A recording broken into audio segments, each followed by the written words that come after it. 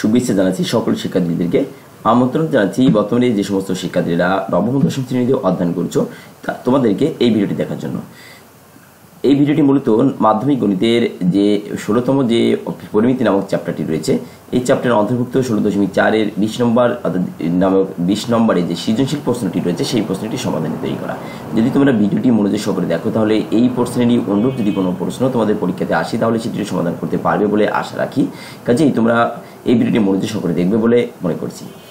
চলো আমরা কথার বাড়ি ভিডিওটি দেখার চেষ্টা করি। এখানে তোমরা স্ক্রিনে দেখতে পাচ্ছ যে 20 নম্বর প্রশ্নটিতে একটি সামুদ্রিক ক্ষেত্র এবিসিডি, একটি আয়তক্ষেত্র বিসিইএফ উভয়ের ভূমি বিসি, একটা সামুদ্রিক ক্ষেত্র আর একটি কি আয়তক্ষেত্র, উভয়ের ভূমি একই, এটা বলা হচ্ছে এখানে।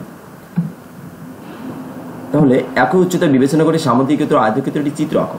একই উচ্চতা বিবেচনা করতে হবে, একই উচ্চতা বিবেচনা করতে হবে করে আমরা কি করব, সামুদ্রিক ক্ষেত্র ও আয়তক্ষেত্রটি চিত্র আঁকো। তাহলে আমরা একই উচ্চতা এ এম সিই, তাহলে এখান থেকে আমরা যদি একই সামুদ্রিক ক্ষেত্র আয়তক্ষেত্রটি আঁকো। তাহলে দেখো আমরা যদি একটু বর্ণনায় যাই, একই ভূমি বিসি এর ওপর, এই যে বি, এই ভূমি বিসি এর ওপর, অর্থাৎ ভূমি এই বিসি এর ওপর কি রয়েছে, এবিসিডি একটি সামুদ্রিক ক্ষেত্র এবিসিডি, এবিসিডি। আমরা যদি এই পদে যাই তাহলে এটা কিন্তু একটা, এই পদে এটা কিন্তু একটা কি সামুদ্রিক ক্ষেত্র, এইটা অর্থাৎ এই যেটা দেওয়া হচ্ছে এটা আমাদের একটা সামুদ্রিক ক্ষেত্র।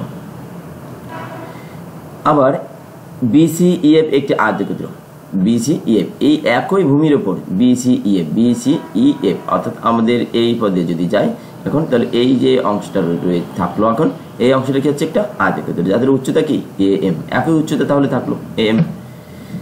তাহলে আমাদের যেটা বলছিল যে একই উচ্চতা বিবেচনা করে সামুদ্রিক ক্ষেত্র ও আয়তক্ষেত্রটি চিত্র আঁকো, তাহলে আমাদের সেটা অঙ্কন করা শেষ। এবার চলে যাচ্ছি আমাদের খ নম্বর প্রশ্নের সমাধানে। যে দেখো যে এবিসিডি ক্ষেত্রটি পরিসীমা বিসিইএফ ক্ষেত্রটি পরিসীমা অপেক্ষা বৃহত্তর। এবিসিডি ক্ষেত্রটি পরিসীমা এবিসিডি, এই যে এবিসিডি এই যে ক্ষেত্রটার পরিসীমা, আর এই যে বিসিইএফ এই যে আয়তক্ষেত্রটি পরিসীমা, এই পরিসীমা অপেক্ষা বৃহত্তর। এবিসিডি ক্ষেত্রটির পরিসীমা অর্থাৎ সামুদ্রিক ক্ষেত্রটির পরিসীমা এই আয়তক্ষেত্রের পরিসীমা অপেক্ষা বৃহত্তর, সেটা আমাদের দেখাতে হবে।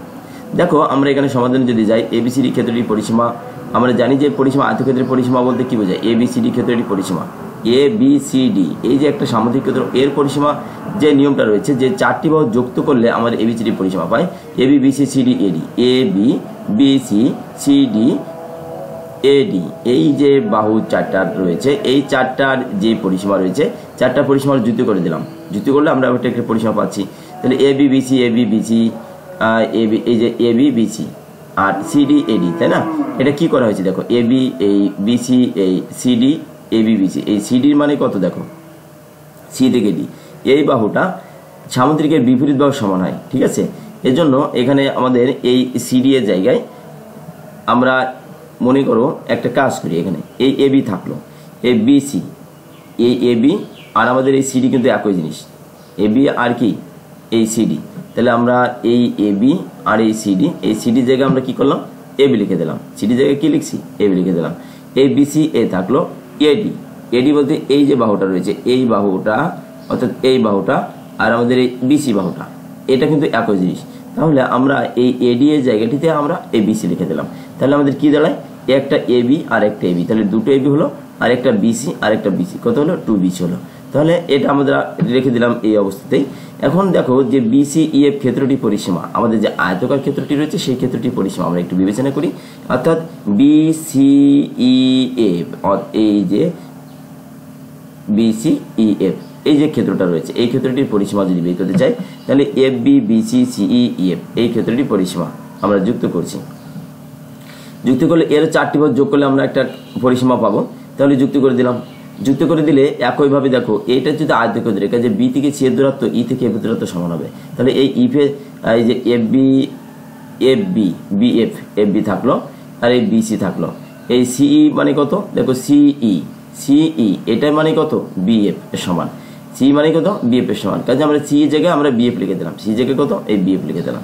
আচ্ছা ইএফ এই যে ইএফ এই যে রেখাটা রয়েছে এই রেখাটা আর এই রেখাটা কিন্তু সমান, কাজেই ইএফ এর জায়গাটিতে আমরা বিসি লিখে দিলাম, ইএফ এর জায়গাটিতে আমরা বিসি লিখে দিলাম। তাহলে আমাদের কি দাঁড়ায়, এফ বি একটা আর একটা, তাহলে দুটো এফ বি হলো বা বিএফ তুমি যেটি হবে লিখবে সেটি হবে। আচ্ছা এই বিসি একটা তাহলে 2 বিসি হলো। তাহলে আমরা এটা একটা সমীকরণ এখানে এটা লিখে দিলাম, একটা রাশি আকারে, সমীকরণ নয় এটা একটা রাশি হলো আমাদের। তাহলে এটা একটা রাশি, এটা একটা রাশি, মানে আমাদের হিসাবের সুবিধার্থে আমরা দুটি মানে এখানে সংজ্ঞায়িত করলাম নাম্বার দিয়ে। এখন দেখো এ বি এফ এ কোন বি এফ এ ইকুয়াল নম্বরটি এ বি এফ। আমরা যদি এইটুকু কল্পনা করি, এই যে ত্রিভুজটার মতো এখানে তৈরি হয়েছে, এই অংশটা দেখো, এই অংশটা কিন্তু আমাদের সমকোণ B F A. B F A এই যে কোণটা রয়েছে, এই কোণটা কিন্তু সমকোণ, অর্থাৎ এখানে 90 ডিগ্রি রয়েছে। তো 90 ডিগ্রি কোণ যদি হয় তাহলে এটাকে আমরা সমকোণী ত্রিভুজ বলতে পারি। যে ত্রিভুজের একটি কোণ 90 ডিগ্রি তাকে সমকোণ বলা হয়। কাজে এই যে এইটা কিন্তু অতিভুজ একটা, কি এটা অতিভুজ। তাহলে অতিভুজ এটা হচ্ছে ভূমি, এটা হচ্ছে লম্ব। তাহলে আমরা এখন এই সমকোণী ত্রিভুজের আমরা জানি যে অতিভুজ কি হয়, অতিভুজ সর্বদা কিন্তু বড় হয়। সমকোণী ত্রিভুজের কি হয়, অতিভুজ বড় হয়। যদি অতিভুজ বড় হয় তাহলে নিশ্চয়ই এ বি বাহুটা, আমাদের এই যে এ বি বাহুটা কি হবে, এই যে এফ বি বাহুর সাথে বড়। এটা কি, এটা কি অতিভুজ, আর এটা লম্ব। তাহলে অতিভুজটা সর্বদাই কিন্তু সমকোণী ত্রিভুজ যখনই তোমরা অঙ্কন করবে তখনই দেখবে যে তার অতিভুজটাই তার মধ্যে বৃহত্তম বাহু। তাহলে আমরা বলতে পারি যে এ বি বাহু বড়, এফ অপেক্ষা বড় বা বি এফ অপেক্ষা বড়, ঠিক আছে। তাহলে এ বি বৃহত্তর, A B by B greater than F B আমরা রেখে দিলাম। তাহলে A B greater than F B হলে 1 ও 2 তুলনা করে পাই। এ বি বাহুটা কি বড় বলছে, তাহলে আমরা 1 ও 2 এবার যদি তুলনা করি, এই যে এখানকার যে 1 নম্বর সমীকরণটি ছিল, এই যে 2ab বাহুটা যেহেতু বড়, তাহলে আমাদের এই যে সমীকরণটা ab আছে এর ভিতরে কিন্তু ab নাই। কাজেই যে পক্ষে ab থাকবে এই অংশটাই কিন্তু বড় আছে। যেহেতু আমাদের এই শর্তের আলোকে আমরা বলতে পারি যে এই অংশটা আর এই অংশটার ভিতরে যদি তুলনা করি তাহলে এই অংশটাই বড় হবে। কেন বড় হবে, কারণ এই যে শর্তে ab গ্রেটার দ্যান fb। তাহলে ab গ্রেটার দ্যান fb হলে 1 ও 2 তুলনা করে পাই যে আমাদের প্রথম অংশটা যেটা ছিল যার ভিতরে ab থাকবে সেই অংশটা কি হবে, বড় হবে। তাহলে আমাদের এই যে fb আর 2bc, fb আর 2bc, তাহলে fb 2bc 2fb 2bc 2fb 2bc এই অংশটা, অর্থাৎ আমাদের যে প্রথম অংশটাই বড় হবে। ab কোন অংশের ভিতরে ছিল, এটা সামান্তরিকের ভিতরে ছিল, অর্থাৎ 2ab greater than 2bc। 2ab greater than আমরা যদি এটা লিখি 2ab গ্রেটার দ্যান 2bc, এটা না লিখি 2ab greater than 2bc, 2ab greater than 2bc greater than fb 2bc, fb 2bc, অর্থাৎ এখানে একটু ভুল রয়েছে, ab হবে 2ab greater than 2bc greater than 2ab plus 2bc। এই অংশটা কিন্তু আমাদের বড়। যদি abcd যে সামান্তরিক ক্ষেত্র ছিল তার পরিসীমা, এই যে bc ef যে আয়তক্ষেত্র ছিল তার পরিসীমা অপেক্ষা কি হবে, বড় হবে, ঠিক আছে। তাহলে আমাদের এখানে এ হবে কি যে 2ab প্লাস 2bc, এটা কিন্তু এটা a greater than 2ab plus 2abc, এটা আর কি। এখন তাহলে আমাদের এই প্রশ্নটা যেটা চেয়েছিল সেটা কিন্তু উত্তরটা আমাদের চলে আসলো যে এবিসিডি ক্ষেত্রটি পরিসীমা, বিসি ইএফ ক্ষেত্রটি পরিসীমা অপেক্ষা বৃহত্তর দেখানো হলো।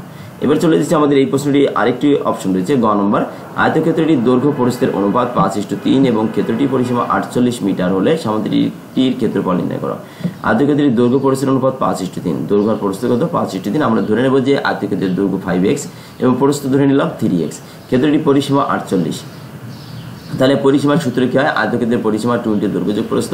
তাহলে 2 × দৈর্ঘ্য যোগ প্রস্থ, 2 এইটা দৈর্ঘ্য হচ্ছে আমাদের এই 5x, এইটা প্রস্থ এখন 3x এইটা, তাহলে 2 × দৈর্ঘ্য যোগ প্রস্থ। আবার এখানে পরিসীমা কত যাচ্ছে 48 দিয়ে আছে, তাহলে প্রশ্নের মধ্যে এইটা হয়, ঠিক আছে। অর্থাৎ এইটা 48 রেখে দিলাম। তাহলে এইটাকে যদি আমরা হিসাব করি 5 আর 3 8টা x, এই 8টা x এই 48 থাকলো, 8 × 16টা x 48 থাকলো, 48/16 এই x থাকলো, তাহলে x = 3 হলো। তাহলে আয়তক্ষেত্রের দৈর্ঘ্য পাচ্ছি আমরা কত, এই যে আমরা যেটা ধরেছিলাম এই মানটিতে বসিয়ে দেবো। এখানে যদি আমরা 3 বসিয়ে পাই 3 × 5 = 15 পাচ্ছি, এখানে যদি আমরা 3 × 3 = 9 পাচ্ছি, তাহলে দৈর্ঘ্য 15 মিটার এবং প্রস্থ 9 মিটার পাচ্ছি। এখন আমাদের প্রশ্নে চেয়েছিল কি যে পরিসীমা আছে সামুদ্রিকটির ক্ষেত্রফল নির্ণয় করো। সামুদ্রিকটির ক্ষেত্রফল এই আয়তক্ষেত্রের করে নিয়েই সামুদ্রিকটির ক্ষেত্রফল বের করতে হবে। তাহলে আমরা আয়তক্ষেত্রের দৈর্ঘ্য পাচ্ছি, এখানে দৈর্ঘ্য আমরা পেয়ে যাচ্ছি 15, আয়তক্ষেত্রের দৈর্ঘ্য পাচ্ছি কত, অর্থাৎ এই যে দূরত্ব এটা পাচ্ছি 15 আর এটা পাচ্ছি কত, এটা হচ্ছে পাচ্ছি 9 পাচ্ছি আমরা। এখন সামুদ্রিকটা বের করতে হবে। তাহলে সামুদ্রিকের ভূমি দেখো, আয়তক্ষেত্রের দৈর্ঘ্য আর সামুদ্রিকের ভূমি কিন্তু 15 একই। আমরা জানি যে একই ভূমির উপর বিদ্যমান ছিল এটা সামুদ্রিকের এই যে ভূমি, এর উপরই কিন্তু এই যে এইটা আর এটা বিদ্যমান। কাজে এইটা এখান থেকে এই যে দূরত্ব, এখান থেকে দূরত্ব কিন্তু কি হবে, একই হবে। কাজে এটা আমাদের 15 মিটার হবে, সামুদ্রিক ভূমি 15 মিটার হলো।